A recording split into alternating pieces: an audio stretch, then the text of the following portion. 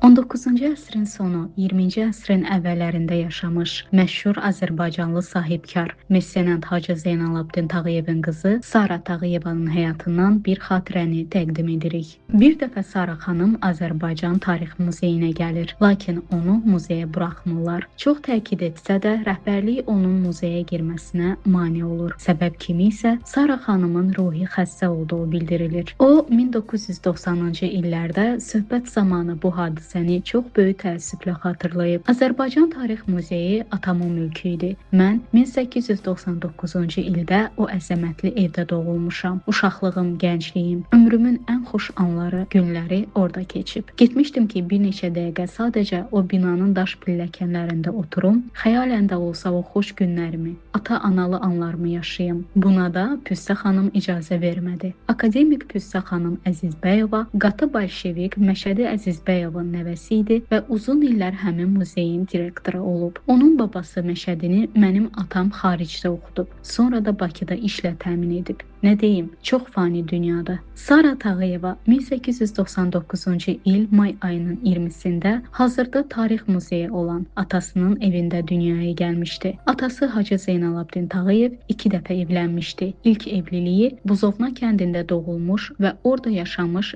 Zeynəb xanımla olmuşdu.